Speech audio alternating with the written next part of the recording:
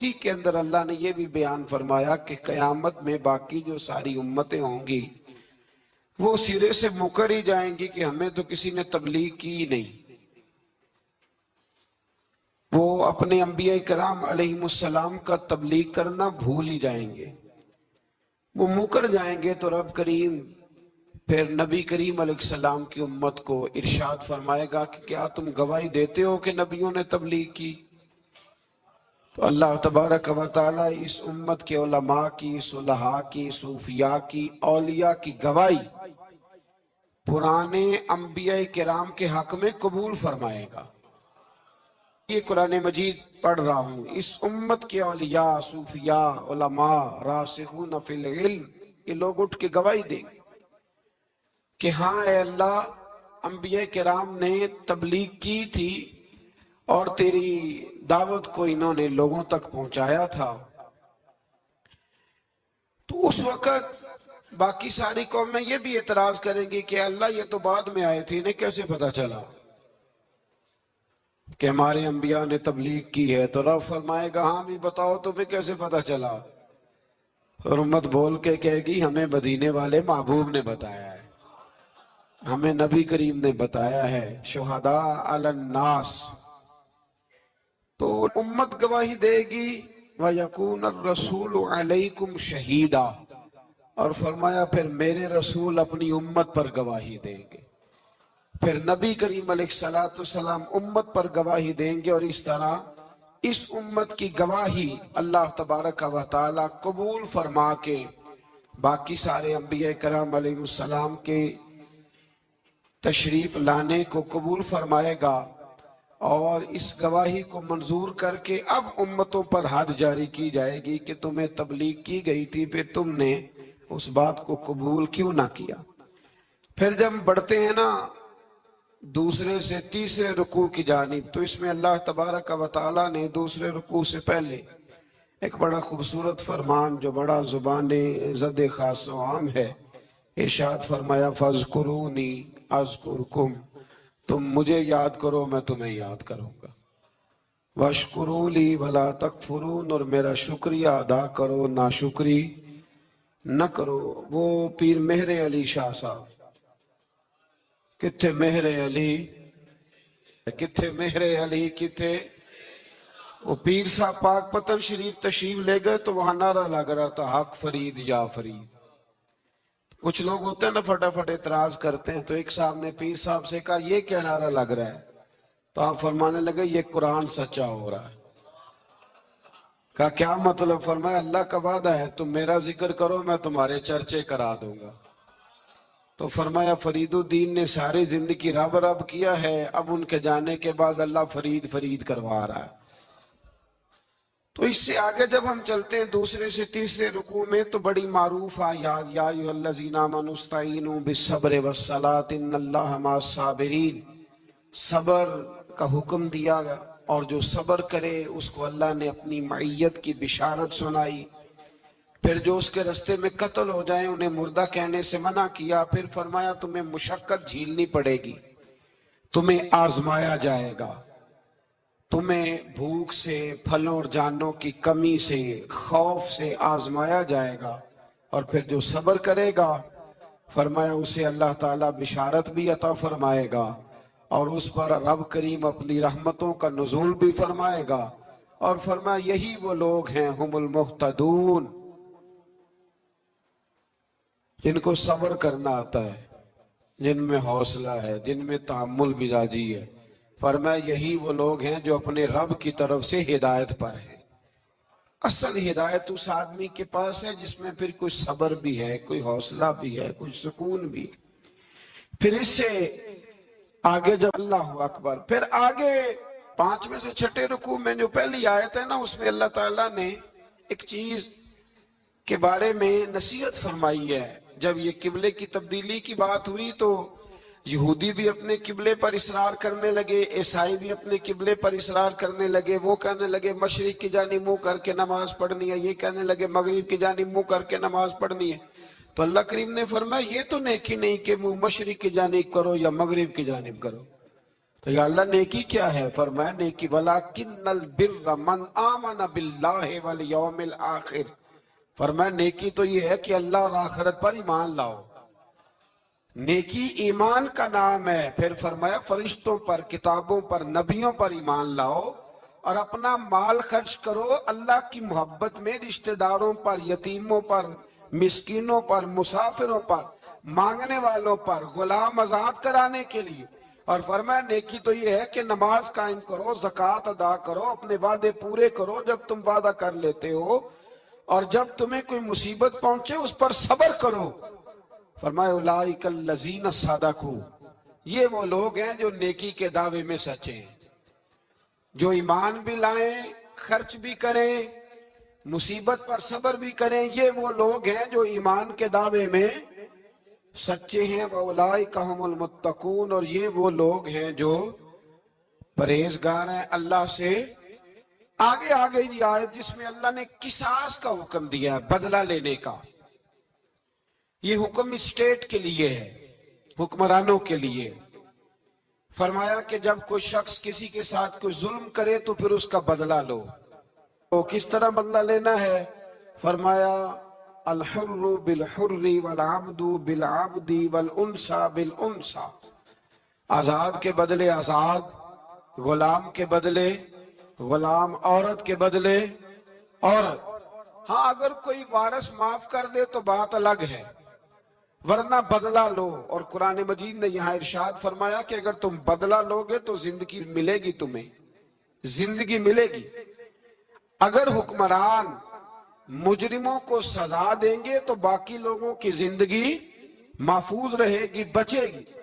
حکم دیا گیا یہاں کہ بدلہ لیا جائے۔ پھر جب ہم 6 سے 7ویں رکوع کی طرف چلتے ہیں تو اس میں اللہ نے روزے کا حکم دیا، رمضان کی فضیلت بیان کی، اور ارشاد فرمایا گیا کہ جو روزہ نہ رکھ سکے وہ فدیۃ طعام مسکین، جو تو مریض ہو، بیمار ہو، وہ تو اتنے روزے جو ہے وہ اگلے دنوں میں رکھ لے۔ اور آگے جا کے یہ بھی بتایا گیا کہ جو زیادہ ہی بیمار ہو پھر وہ ایک مسکین کا فدیہ دے دے، کھانا دے دے۔ پھر اسی آیہ کریمہ میں رب کریم نے فرمایا اگر تم مجھ سے دعا مانگو گے اسی رکوع میں تو فرمایا میں تمہاری دعاؤں کو بھی ضرور قبول کروں گا۔ پھر اسی میں بتایا گیا کہ رات کے وقت تمہیں کھانے کی بھی اجازت ہے اور عمل زوجیت کی بھی تمہیں اجازت دی جاتی ہے۔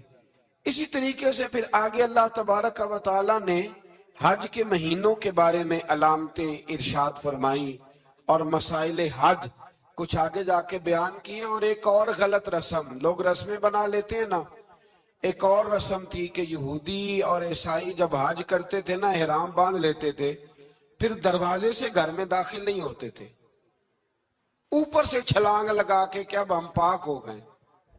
تو دروازہ چونکہ گناہگار ہے، اس کے بیچ سے گناہگار آتے جاتے رہے ہیں، لہٰذا دروازے سے نہیں گزرتے تھے۔ تو اللہ کریم نے فرمایا یہ کوئی نیکی نہیں، یہ کوئی طریقہ نہیں کہ تم دروازوں سے نہ گزرو۔ وَلَٰكِنَّ الْبِرَّ مَنِ اتَّقَىٰ، دروازے کے اوپر سے چھلانگ لگانا نیکی نہیں، بلکہ نیکی تو یہ ہے کہ اللہ سے ڈرنا شروع کر دو۔ حج کے بعد پاک صاف ہو جاؤ، ڈرنا شروع کرو، یہ اصل میں نیکی ہے۔ تو پھر اللہ تبارک و تعالی نے حج کے مسائل کافی تفصیل کے ساتھ، چونکہ وہ فقہی مسائل ہیں اور پوری اس کی جزیات ہیں، لہذا وہ ایک نشست میں کرنے کی بات نہیں، تو رب کریم نے وہاں مشعر حرام کا بھی ذکر فرمایا اور ان سب چیزوں کی طرف نشاندہی فرمائی جن پر توجہ کرنا امت مسلمہ کے لیے بڑا ہی ضروری ہے۔ پھر آگے 8ویں رکوع تک یہ باتیں مختلف انداز میں چلتی رہی۔ پھر 9ویں سے 10ویں رکوع میں ایک بات رب کریم نے یہ ارشاد فرمائی کہ میں نے کافروں کی نظر میں نا، جب انہوں نے میری نافرمانی کی ہے، میرے کلمہ نہیں پڑھا، میرے محبوب کو نہیں مانا، قرآن مجید کو نہیں مانا، تو فرمایا میں نے دنیا کی زندگی ان کے سامنے مزین کر دی۔ یہ بڑی سمجھنے والی بات۔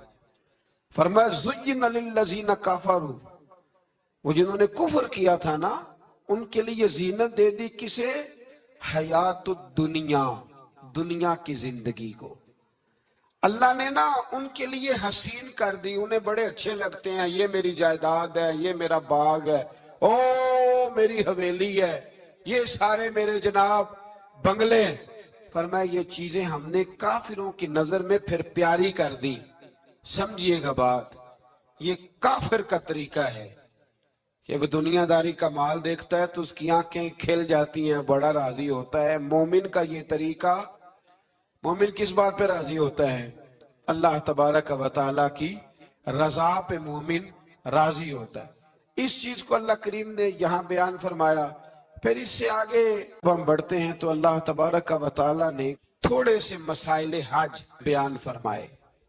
پھر اس سے آگے جا کے اللہ تبارک و تعالیٰ نے اپنے رب ہونے کی کچھ نشانیاں، کچھ علامتیں بیان فرمائیں، اور وہ والی علامتیں بیان فرمائیں جو انسانی شعور کے مطابق ہیں، جن کو انسان روز دیکھتا ہے۔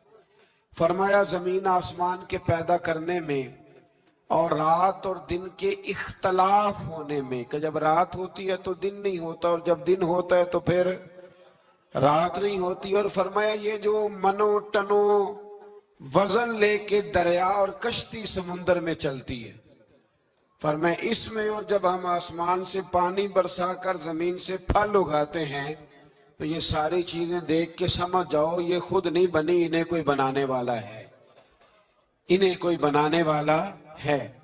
ان آیات کے اندر اللہ تبارک و تعالیٰ نے اپنے ہونے کی علامتیں بیان کی، اور پھر اسی مضمون میں آگے جل کے فرمایا کہ جب میرے بندے میری یہ نشانیاں دیکھتے ہیں تو والذین آمنوا اشد حبا للہ، پھر ایمان والے اپنے رب سے شدید محبت کرتے ہیں، پھر وہ اپنے رب سے شدید محبت کرتے ہیں۔ پھر اللہ تعالیٰ نے اسی رکوع میں آگے جا کے ارشاد فرمایا کہ بنایا سارا کچھ تمہارے لیے ہے، بنایا سارا کچھ، یہ چوتھے سے پانچواں رکوع آپ دیکھیں گے، فرمایا بنایا سارا کچھ تمہارے لیے ہے، پر تم نے وہ کھانا ہے جس کے کھانے کی تمہیں اجازت دی گئی ہے، حلالا طیبا، پاکیزہ چیز، سارا کچھ تمہارے لیے ہے، پر جس کی اجازت ملے تم نے وہی۔ کچھ چیزوں کی یہاں کھانے کی ممانعت ہے، لیکن جنت میں وہ چیزیں کھانے کی اجازت ہوگی۔ تو فرمایا تم حلال اور طیب چیز کھاؤ، شیطان تو تمہیں بے حیائی کا اور برائی کا حکم دیتا ہے، لیکن تم اس طرف آؤ جس چیز کا تمہارا رب تمہیں حکم ارشاد فرماتا ہے۔ پھر اللہ تبارک و تعالیٰ نے اسی پارے کے اندر، انہی آیات مقدسہ کے اندر، چوتھے سے پانچویں رکوع میں چار ان چیزوں کا بیان فرمایا جو قطعی طور پر حرام ہے۔ چار وہ چیزیں جو قطعاً حرام ہیں، ان میں سب سے پہلے ارشاد فرمایا کہ مردار، جو جانور ذبح نہ کیا جائے اور بغیر ذبح کے مر جائے، وہ کھانا حرام ہے۔ پھر ارشاد فرمایا بہتا ہوا خون، یہ بھی حرام ہے۔ اب آپ کہیں گے وہ تو خون لگتا ہے روز لوگوں کو، وہ تو لگتا ہے، بوتلوں کی بوتلیں نوجوان خون دیتے ہیں۔ تو اس میں ہمارے بزرگوں نے مسئلہ یہ بیان فرمایا کہ ضرورت کے لیے دینا جائز ہے، مجبوری ہو تو پھر خون دینا، جس طرح انسان مر رہا ہو تو اس کے لیے مردار کھانا بھی جائز ہے۔ تو کوئی بیمار، اتنا بیمار کہ اب ڈاکٹر کہے کہ سوائے خون کے کوئی اور چارہ نہیں ہے تو وہ دینا جائز ہے، بالکل، جو دے گا اللہ اسے اجر بھی عطا فرمائے گا۔ تو اسی طرح تیسرے نمبر پر سور کا گوشت، یہ بھی قطعاً حرام ہے، کوئی ایسی صورت ہی نہیں کہ جو اس کو جائز کیا جا سکے۔ اور پھر اللہ تبارک و تعالیٰ نے اسی آیت میں اس کا بھی ذکر فرمایا جس پر لوگ عقیدے کے لحاظ سے بڑا دھوکہ دیتے ہیں۔ فرمایا وما اہل بہ لغیر اللہ، اور وہ جس پر وقت ذبح غیر اللہ کا نام لیا جائے، جس پر وقت ذبح، جس پر غیر اللہ کا نام لیا جائے، وہ جانور بھی حلال ہے۔ اس آیہ مبارکہ کو سامنے رکھ کے نا بڑا الجھاؤ پیدا کیا جاتا ہے، جس پر غیر کا نام آ گیا وہ حرام ہو گیا، لہذا کسی نے کہہ دیا کہ یہ بکرا غوث اعظم کے نام کا رکھا ہے تو یہ حرام ہے، اور کسی نے کہا کہ یہ میں نے 11ویں شریف کے لیے دمبا رکھا ہے، قربانی حضور غوث اعظم کے سال ثواب کے لیے دوں گا تو یہ درست نہیں۔ تو بھئی یاد رکھو، وقت ذبح، یہاں تمام مفسرین نے یہی لکھا ہے کہ وقت ذبح کسی اور کا نام لیا تو پھر وہ حرام۔ دیکھیں نا، کسی بندے نے اگر کہہ دیا کہ یہ دمبا زید کا ہے، 4-5 دمبے بکرے گھوم رہے تھے، کسی نے کہہ دیا زید کا ہے، یہ بکر کا ہے، یہ عمر کا ہے، یہ سعد کا ہے، اب کیا یہ لفظ کہنے سے وہ حرام ہو جائے گا؟ روز کہتے ہو کہ نہیں کہتے؟ وہ عجیب فلسفہ ہے نا لوگوں کا۔ اگر آپ نے کہہ دیا غوث پاک کے سالے ثواب کے لیے ہے تو پھر وہ حرام ہو گیا جی۔ تو اگر یہ کہا جائے کہ میں نے بیٹے کے عقیقے کے لیے رکھا ہے، پھر بھائی اگر ولیمے کے لیے رکھا ہو تو وہ تو کہہ رہا میں نے بیٹے کے لیے رکھا ہوا ہے، حالانکہ بکرا تو اللہ کے نام کا ہے۔ تو بلا وجہ لوگ اس میں ایسی چیزیں پیدا کرتے ہیں، تو اس کو سمجھ لیں۔ یہ قرآن مجید کی آیت نمبر 173 ہے، جس میں اللہ تبارک و تعالیٰ نے بڑی وضاحت کے ساتھ ان چیزوں کا ذکر فرمایا جن کا کھانا بالکل ناجائز ہے۔ تو وہ 4 چیزیں آپ کی سمجھ میں آ گئی جی۔ سب سے پہلے مردار، پھر بہتا ہوا خون، پھر سور کا گوشت، اور چوتھے نمبر پہ وہ جانور جس پر وقت ذبح کرتے وقت کہا جاتا ہے نا بسم اللہ ہے۔ ہاں، اب مرغا خریدنے جاؤ گے نا تو اس سے کہنا ذرا اونچا پڑے۔ میں نے ایک سے پوچھا، میں نے کہا تو تکبیر ہی نہیں پڑھتا؟ کہتا میں نے پکی پڑھ کے چھری پہ پھونک لی ہے۔ تو میں نے کہا یہ کون سا نیا دین نکلا ہے؟ کہتا چھری پہ پھونک لی ہے تو اب پکی ہو گئی چھری۔ تو میں نے کہا چھری کے ساتھ اگر کسی نے پیاز کاٹ لیا تو پھر تیری پھونک کا کیا بنے گا؟ تو گئی نا جی۔ تو اس لیے یہ جانور جب حلال ہوگا جب کہا جائے گا بسم اللہ ہے۔ جو رویہ ہم نے بنایا یہ درست نہیں۔ تو فرماتے ہیں 3 پتھر میں نے مارے، اللہ نے اتنا فضل کیا کہ وہ بھی مر گیا، اور اسے چھو کے میرے پتھر آگے بڑھے تو اس کی فوج کے 30 آدمی بھی مر گئے۔ 3 پتھروں سے 31 بندے اللہ نے مار دیے۔ فرماتے اس لیے کہ ہاتھ میرے تھے اور طاقتیں میرے رب کریم کی تھی۔ تو حضرت داؤد علیہ السلام کے حصے میں جناب طالوت کی صاحبزادی بھی آئی، آدھی سلطنت بھی آئی۔ کافی سال حضرت طالوت حیات رہے، پھر ان کا وصال ہو گیا، تو ساری سلطنت حضرت داؤد کو ملی، اور پھر اللہ تبارک و تعالیٰ نے انہیں نبوت بھی عطا فرمائی۔ یہ دنیا میں واحد پیغمبر ہیں جو بیک وقت نبی بھی تھے اور بادشاہ بھی تھے، اور پھر اللہ نے فضل فرمایا، انہوں نے بڑی بڑی فتوحات کی۔ اور پھر حضرت داؤد کے صاحبزادے کا نام حضرت سلیمان علیہ السلام، پھر ان کے صاحبزادے کا نام حضرت۔ تو یہ ہوا کیسے؟ یہ سارا کچھ اللہ تبارک و تعالیٰ کے فضل سے ہوا، اس کے کرم سے ہوا۔ اب اس واقعہ سے ہمیں کیا پتہ چلتا ہے؟ ہمیں یہ پتہ چلتا ہے کہ رب جب فضل فرمائے نا کسی پہ بھی، تو ہمیں اس بندے کو دیکھ کے راضی ہونا چاہیے، کوئی شکوہ نہیں کرنا چاہیے۔ اور دوسری بات یہ سمجھ لینا چاہیے کہ حکومتیں، مال، دولت یہ صرف سیاستوں سے نہیں ملتی، یہ خدا کے فضل سے ملتی۔ اور یہ بھی سمجھ لینا چاہیے کہ جو بزرگوں کے تبرکات ہوتے ہیں ان کی کیا ہی بات ہوتی ہے۔ چند باتیں ایسی تھیں کہ میرا دل کرتا تھا ان کو دہرایا جائے، اور خاص کر کے ان باتوں پر توجہ کی جائے۔ یہاں نا اللہ تبارک و تعالیٰ نے ان باتوں میں سے ایک بات کا ذکر فرمایا ہے۔ یہاں 207 نمبر جو آیت ہے نا اسی پارے کی، اس میں اللہ کریم نے فرمایا کچھ لوگ ایسے ہیں جو اپنی جانیں ہی اللہ کے حوالے کر دیتے ہیں، زندگی کا مقصد دین ہوتا ہے، لٹا دیتے ہیں۔ یہ نازل کب ہوئی؟ یہ آیت مبارکہ حضرت صہیب رومی کے بارے میں نازل ہوئی۔ حضرت صہیب رومی رضی اللہ تعالیٰ عنہ بڑے مالدار تھے۔ مکے سے جب چلے نا تو سارا مال مکے میں چھوڑ دیا، اس لیے کہ اللہ کے رسول مدینے چلے گئے۔ فرماتے ہیں پھر میں نے مال و دولت کی پرواہ نہیں کی، پھر میں نے یہ سوچا کہ میں نے اپنے حبیب کے پاس جانا ہے۔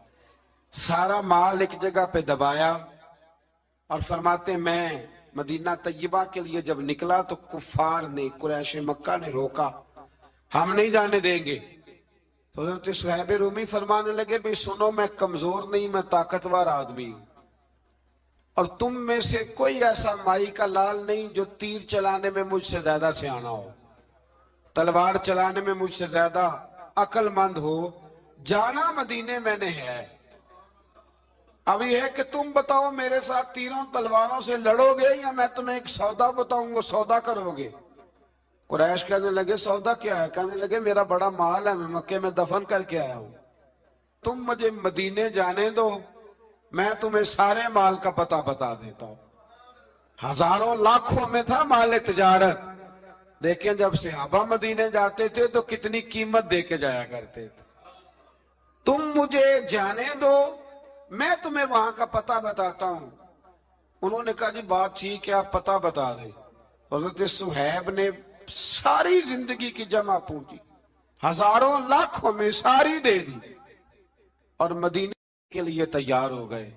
اللہ کریم نے اس بات کو بڑا ہی پسند فرمایا اور فرمایا وَمِنَ النَّاسِ مَن يَشْرِي نَفْسَهُ ابْتِغَاءَ مَرْضَاتِ اللَّهِ، فرمایا کچھ لوگ ایسے ہیں جو اپنی جانیں بیچ دیتے ہیں اللہ کی رضا حاصل کرنے کے لیے، اپنی جانیں بیچ دیتے ہیں۔ نَفْسَهُ ابْتِغَاءَ مَرْضَاتِ اللَّهِ، اللہ کی رضا حاصل کرنے کے لیے اپنی جانوں کو بیچ دیتے ہیں۔ تو فرمایا پھر اللہ کیا کرتا ہے؟ فرمایا وَاللَّهُ رَعُوفٌ بِالْعِبَادِ، پھر اللہ بھی اپنے بندوں پر بڑا ہی رحم فرمانے والا ہے۔ جب یہ سارا مال دے کے مدینے پہنچے نا تو ان کے استقبال کے لیے جناب عمر پہلے سے موجود تھے۔ حضرت عمر رسیو کر کے نبی کریم کی بارگاہ میں لے گئے تو فرماتے ہیں حضور نے مجھے دیکھتے ہی فرمایا صہیب زندگی میں تم نے بڑی تجارتیں کی ہوں گی، پر یہ جو تم نے سودا کیا ہے نا یہ بڑا ہی نفع والا کیا ہے، یہ جو سودا فرمایا یہ تم نے بڑا۔ تو دین کے لیے جب آپ کوئی کام کرتے ہیں تو یہ سودا بڑا نفع والا۔ ایک مضمون اور یہاں ہے، باقاعدہ کسی نے ویڈیو بھیجی اور کہنے لگا جی دیکھیں کتنی اچھی بات کر رہا ہے، لوگوں کو سمجھائیں۔ تو میں نے کہا نہیں، اس کو سمجھانے کی ضرورت ہے۔ اور میں نے اس کو دیکھا ہے، وہ جو لال رومال والا ہے میں نے دیکھا ہے، وہ ڈھونڈ ڈھونڈ کے جاہلوں کو پکڑتا ہے، تلاش کرتا ہے، اور اگر کوئی مل جائے بات بتانے والا تو پھر وہ خود پکڑا جاتا ہے، اور کئی دفعہ پکڑا گیا تو نکل گیا ہے۔ اللہ تعالی ہمیں سمجھنے کی توفیق، ہم سیانے ہو جائیں تو یہ دور دور تک نظر نہیں آئیں گے انشاءاللہ۔ تو وہ تابوت آئے گا، بنی اسرائیل والوں سے کہا تابوت میں کیا تھا سن لو، اور یہ قرآن مجید ہے۔ آج میری ماننا یہ 15 میں سے 16واں رکوع ضرور ہی پڑھنا کہ وہ آخر تابوت میں کیا تھا، کھولنا ذرا۔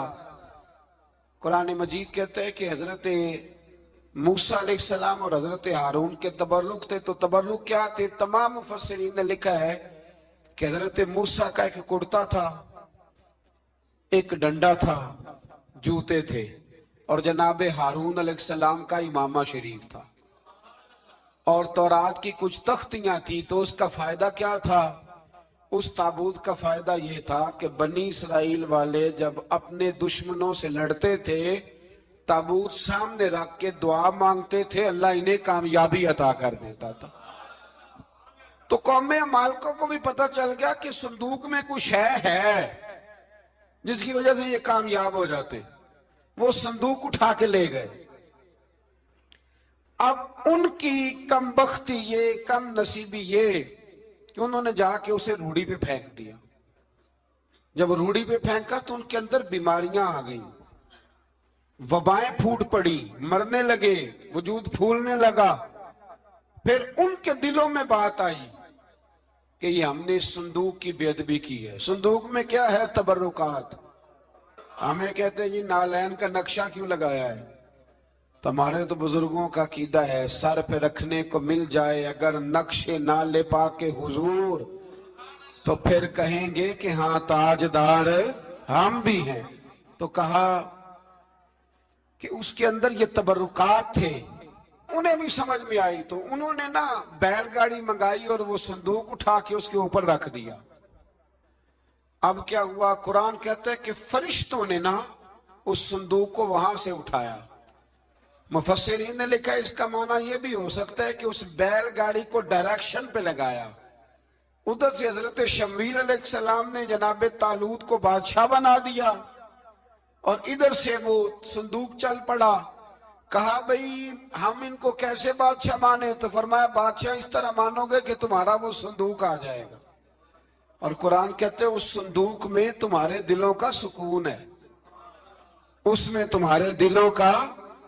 اور بھائی ہماری تو کوشش ہوتی ہے بزرگوں سے کوئی چیز مل جائے، اللہ والوں کا کوئی تبرک ہمارے ہاتھ آ جائے۔ تو وہ صندوق آ گیا، یہ مان گئے۔ اب جہاد کرنے نکلے تو لڑنا تھا جالوت کی قوم کے ساتھ، وہ بڑا سخت آدمی تھا، 3 من سونا اس نے وجود پہ پہنا ہوتا تھا۔ اس کی قوم سے لڑنا ہے، ٹوپی بڑی تگڑی پہنی ہوتی تھی لوہے کی۔ اب کون لڑے؟ ایک نوجوان تھے جن کا نام تھا داؤد علیہ السلام، وہ بھی بکریاں چرایا کرتے تھے۔ اور جن دنوں حضرت طالوت نکلے نا اپنی قوم کو لے کر جالوت کے خلاف لڑنے، تو حضرت داؤد بھی شامل ہو گئے۔ اللہ جب کسی کو نوازتا ہے نا تو پھر خاص ہی کرم نوازی کرتا ہے۔ مفسرین نے لکھا جب یہ جا رہے تھے نا، وہاں جا رہے تھے تو رستے میں انہیں 3 پتھر مل گئے، انہوں نے وہ تینوں پتھر اٹھا لیے۔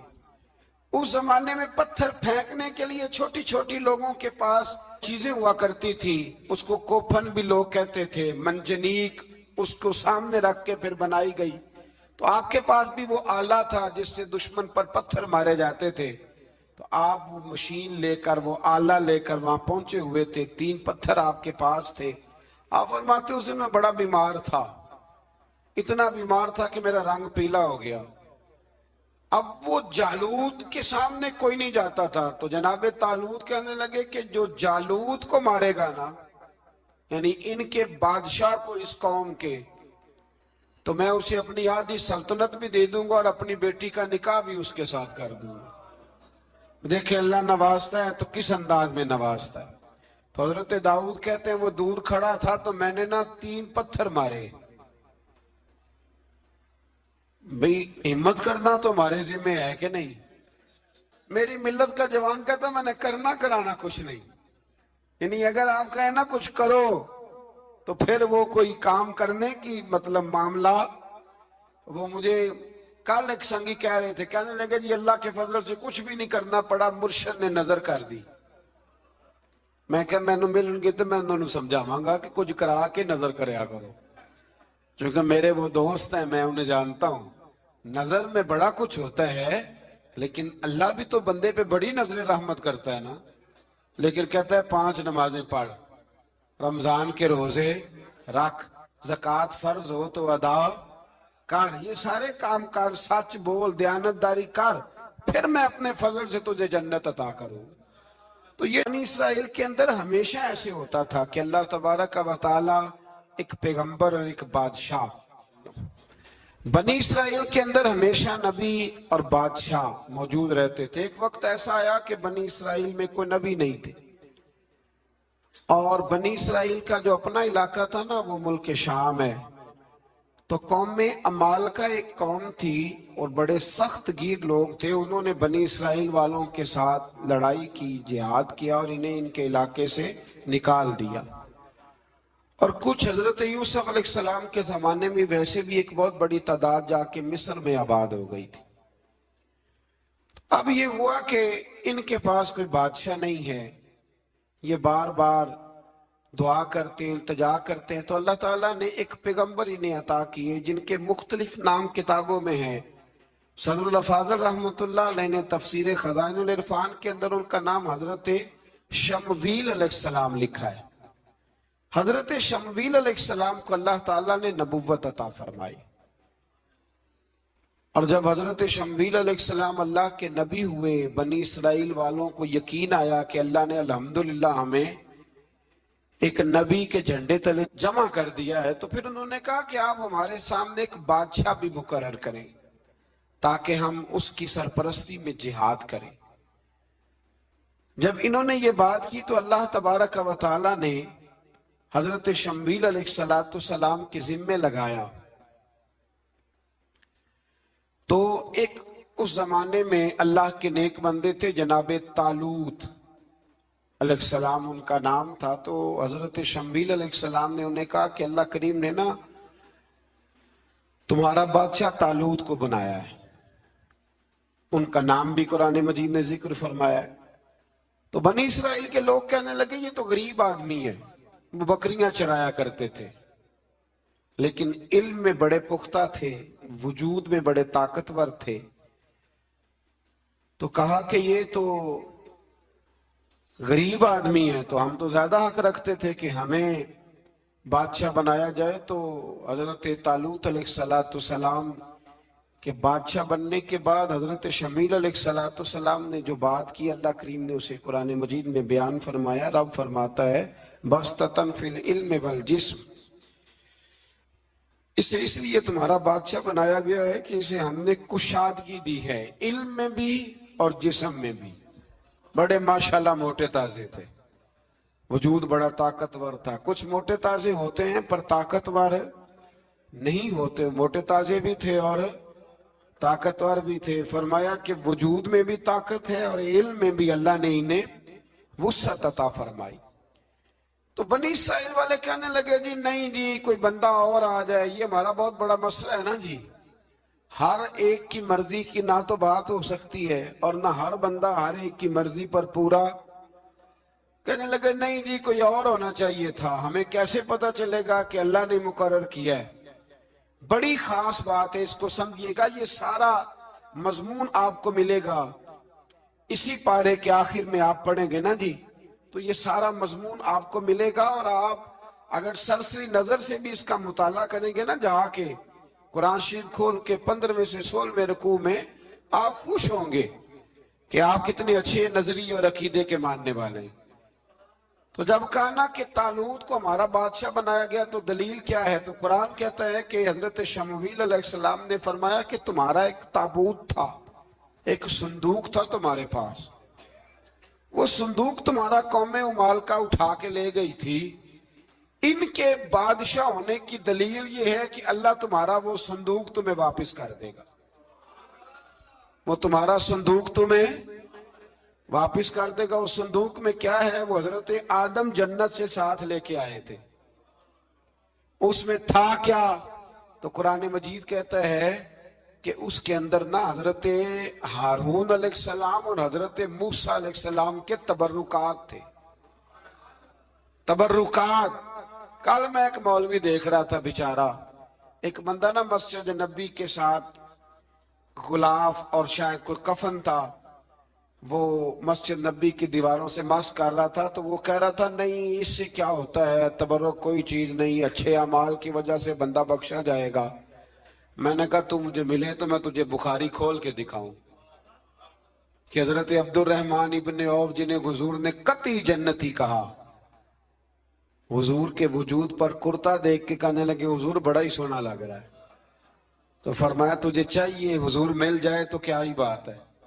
نبی پاک نے عطا کیا تو صحابہ کہنے لگے عبد الرحمن آپ کو تو ضرورت نہیں تھی, آپ کے پاس تو بڑے لباس ہیں, تو یہ کرتا حضور نے قبول کر لیا, کوئی لے کے آیا اور آپ نے مانگ لیا. تو وہ رو پڑے, کہنے لگے پہننے کے لیے نہیں مانگا, یہ حضور کے جسم سے لگ گیا ہے, میں نے کفن بنانے کے لیے مانگا ہے. تو کہتا ہے حضور کے تبرک میں خیر کوئی نہیں. اور آپ یقین کریں ان لوگوں پہ حیرانگی ہے, ہم نے بھی مرنا ہے نا جی, بڑی جلدی قبر میں جانا ہے, وقت کا کچھ پتہ نہیں, لیکن اتنے اندھے ہو کر لوگ چیزوں کو دیکھتے ہیں اور اس تیزی کے ساتھ گمراہی پھیلاتے ہیں.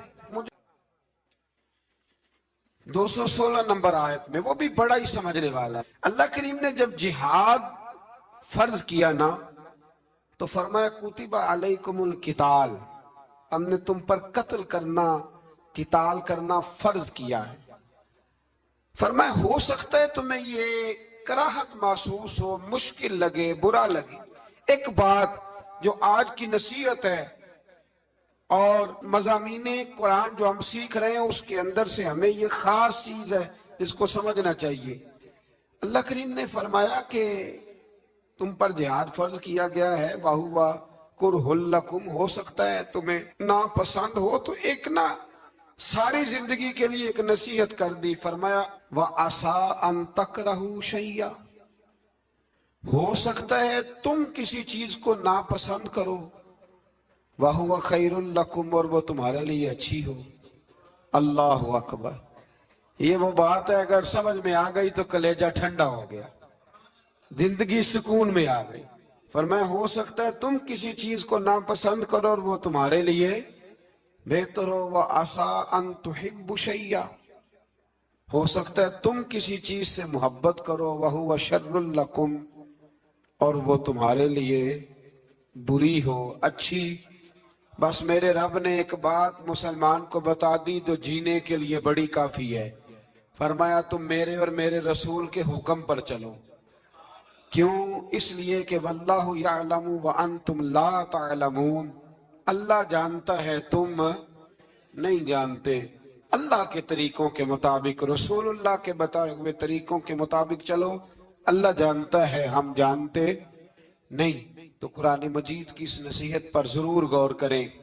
ایک شخص نے ایک دفعہ اپنی بیوی کی بڑی شکایتیں کی نبی کریم کی بارگاہ، تو رسول کریم علیہ السلام نے فرمایا ہو سکتا ہے اللہ تمہیں اس میں سے ایسی اولاد عطا کر دے جو تیرے لیے باعث خیر ہو۔ جو چیزیں ہم ناپسند کرتے ہیں بعض اوقات اسی میں سے اللہ تعالی ہمارے لیے خیر کر دیتا ہے۔ اللہ ہمیں سمجھنے کی توفیق عطا فرمائے۔ آخر دعوانا